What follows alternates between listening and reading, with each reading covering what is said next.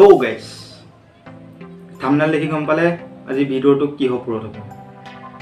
আজি বহুত দিনৰ পৰা এখন চিৰিয়েলক লৈ বিতৰ্কৰ মাজত সোমাই পৰিছে। অসমীয়া ৰং চেনেলত সম্প্ৰচাৰিত হোৱা এখন চিৰিয়েল বেগম জান চিৰিয়েলখনক লৈ বহুতে এতিয়া বিতৰ্কৰ মাজত সোমাই পৰিছে আৰু অভিনেত্ৰী সকলোকে বিতৰ্কৰ মাজলৈ ঠেলি নিছে। চিৰিয়েলখন আৰম্ভ হোৱা আজি প্ৰায় 4 দিন হৈছে। তাতে গম পাই গ'ল কিছুমানে যে হিন্দু আৰু মুছলমানৰ মাজত চিৰিয়েলখনত বিভেদ আনিছে। যদি আপোনালোকৰ এইটো আছে, অলপ ভালকৈ চিৰিয়েলখনৰ ভিতৰলৈ সোমাই মনোযোগ দি চিৰিয়েলখন চাই তাৰপিছত বিতৰ্ক কৰক। চিৰিয়েলখনে সঁচাকৈ হিন্দু আৰু মুছলমানৰ মাজত বিভেদ আনিছে নেকি? সকলো চিৰিয়েলখনৰ পৰিচালকে কি কয় তেওঁ নিজৰ মুখেৰে শুনো।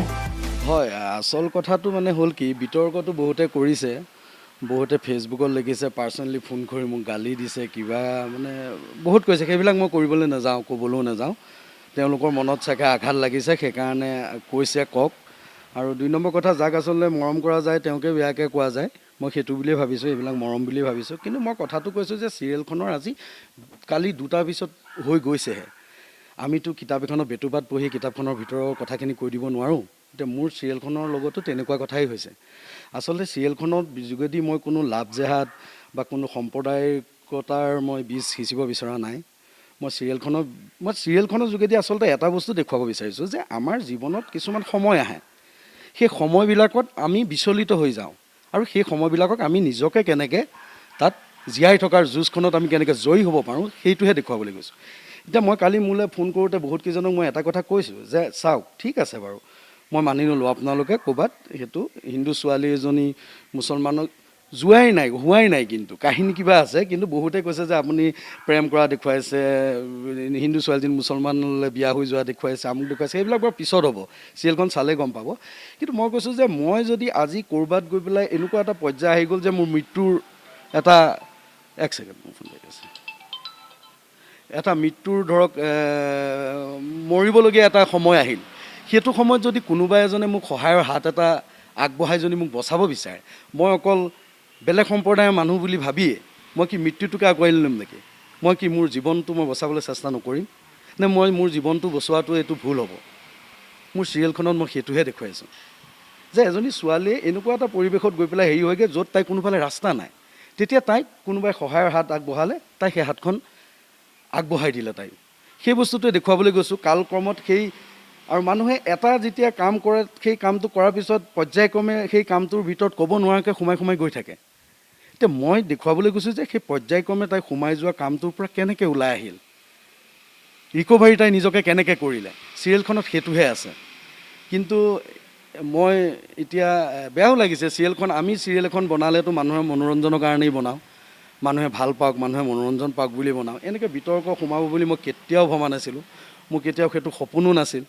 আৰু এতিয়া মানুহবিলাকে মানে যেনেধৰণে মোক আচলতে মেণ্টেলি টৰ্চাৰ কৰিছে আজি 2 দিন ধৰি, মই ৰাতি দিন মই ফোনৰ পৰা শান্তি পোৱা নাই। ঠিক আছে, মই কিবা এটা ভুল কৰিছোঁ বুলিয়ে কৈছোঁ। তেওঁলোকৰ মনত যদি ভুল কৰিছোঁ, মই ভুল কৰিছোঁ বুলিয়ে কৈছোঁ। আৰু মই এইটোও কৈ আছোঁ যে মই ক্ষমা খুজিবলৈ ৰাজি। অসমৰ ৰাইজৰ আগত যদি মই ক্ষমা খুজোঁ, মই সৰু হৈ যাম নেকি? মই এটা মানুহে এখন ৰাইজৰ আগত মই ক্ষমা খুজিলে মই কিয় সৰু হৈ যাম? মই ক্ষমা খুজিবলৈ ৰাজি আছোঁ। কিন্তু তেনেকুৱা কথালৈ নাহিয়ে ডাইৰেক্ট মোৰ মা দেউতাক ধৰি, মোৰ এজনী 5 বছৰীয়া ছোৱালী আছে, সেই ছোৱালীজনীক ধৰি পেলাই ইমান বেয়া বেয়া গালি দিছে, ইমান বেয়া কথা কৈছে। সেইখিনিত ক'ৰবাত অকণমান মোৰ নিজৰে কাৰণ আমি শিল্পী মানুহ, নিজকে শিল্পী বুলি আমাক মানুহে কয়, সেইকাৰণে আমি সেইখিনি অকণমান আঘাত হৈছোঁ। কাৰণ অইনটো নহয়, আজি মই কিবা এটা ভুল কৰিছোঁ, মোৰ ছোৱালীজনীক লৈ পেলাই তেনেকুৱা মন্তব্য কৰিলে বেয়া লাগে। ঠিক আছে, আপুনি পূৰ্বতে আৰু কি আপুনি ধাৰাবাহিকৰ লগত জড়িত? ইয়াৰ আগতে মই অপৰূপা বুলি কৰিছিলোঁ। এই 2 দিনমানৰ আগত শেষ হৈছে চান্দমাৰি চান্দিনী, সেইবিলাক কৰিছিলোঁ। তাৰপিছত এপাহিটোক আকৌ টেলিকাষ্ট হৈ আছে। আগতে বেলেগ এটা চেনেলৰ FIR বুলি এখন কৰিছিলোঁ। তো তেনেকৈ মই আজি 2009-10 চনৰ পৰাই এইটো জগতৰ লগত জড়িত। আৰু মই ভাবোঁ যে মই কৰা কামবিলাক ৰাইজে ইমান দিনে উৎসাহ জগাই আহিছে আৰু মানুহে মোক ভাল পায় কাৰণে আজি বেয়াকৈ কৈছে।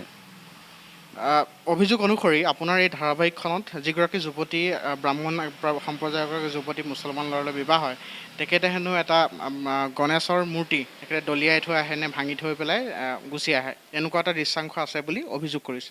আপুনি স্পষ্টীকৰণ হিচাপে কি দিব? এইটো মই এইটোৱে ক'ম, মই প্ৰথমতে হাতযোৰ কৰিছোঁ। সেইটো মানে এইটো কাৰণে মই হাতযোৰ কৰি ক্ষমা খুজিছোঁ। সেইটো ছোৱালীজনীৰ গাত একো দুখ নাই দেই, পৰিচালক হিচাপে মইহে লৈছোঁ সেইটো শ্বট। তাইক মই যিটো কৰিবলৈ দিছোঁ সেইটোৱে কৰিছে। আচলতে সেইটো নহয়, কালি চিনটো বাজিছে হা, মানে আপোনাৰ ছোৱালীজনীক গাড়ীৰ পৰা ল'ৰাটোৱে টানি লৈ আহে, আনি পেলাই বাইকখনত বহাওঁতে হাতৰ পৰা গণেশৰ মূৰ্তিটো পৰিহে যায়, দলিয়াই থৈ নাযায়। কিন্তু আমাৰ কেমেৰাৰ কাৰণত লেন্সখনৰ কাষত যেতিয়া গণেশৰ মূৰ্তিটো পৰি গৈছে, বাইকখনটো সৰু বস্তু এটা নহয়, বাইকখন আঁতৰত ওলাইছে, দেখিবলৈ হয়তো ক'ৰবাত দলিয়াই থৈ যোৱা নিচিনা লাগিছে। আৰু সেই গণেশৰ মূৰ্তিটো তাই পৰি গৈ ৰাতি আকৌ বিচাৰি কিন্তু গণেশৰ মূৰ্তিটো লৈ যোৱা চিন আছে, সেইটো আজি বাজিব। সেইকাৰণে মই ৰাইজক এবাৰ অনুৰোধ কৰিছোঁ, ধৈৰ্য ধৰি চাওকচোন। ময়ো এজন অসমীয়া ল'ৰা, ময়ো এজন হিন্দু ল'ৰা, মইনো কিয় বাৰু বেয়া এটা দেখুৱাম নিজকে? ইমানো মানুহ আৰু তললৈ যাব নোৱাৰে নহয়।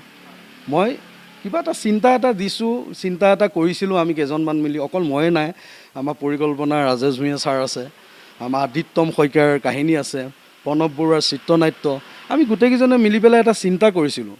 ন' ডাউট চিন্তাটো ক'ৰবাত কোনোবা কেইজনমান মানুহৰ বা কিছুমান মানুহৰ সেইটো গ্ৰহণযোগ্য হোৱা নাই। হ'ব, আমি 4জন মানুহে কৰা চিন্তাটো অসমৰ ৰাইজৰ গ্ৰহণযোগ্য হ'ব বুলিতো আমি ডাঠি ক'ব নোৱাৰোঁ।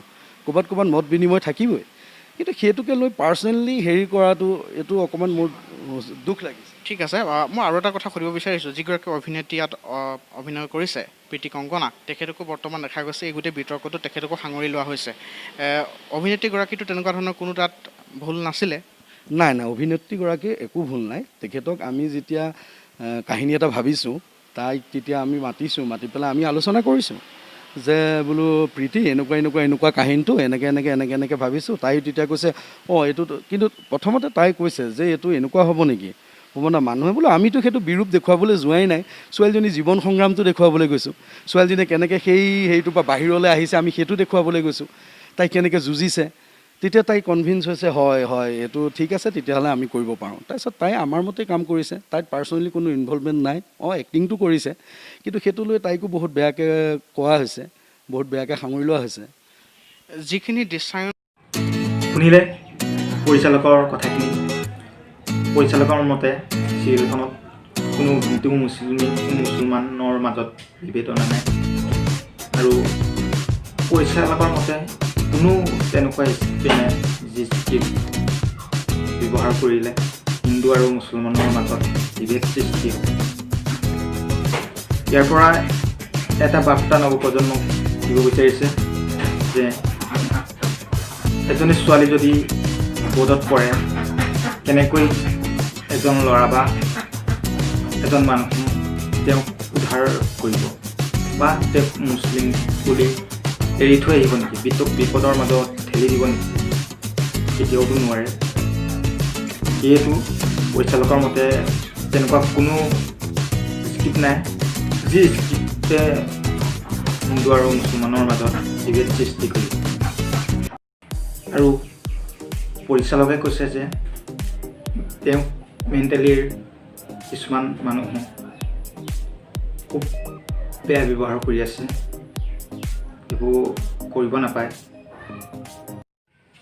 যদি ভিডিঅ'টো চাই ভাল পালে লাইক কৰিব, কমেণ্ট কৰিব, শ্বেয়াৰ কৰিব, আৰু মোৰ চেনেলটোৰ লগতে ছাবস্ক্ৰাইব কৰিব, লগতে বেল আইকন প্ৰেছ কৰি থ'ব যাতে মই দিয়া ভিডিঅ'বোৰ আপোনালোকে সকলোতকৈ আগত চাব পাৰে। ধন্যবাদ।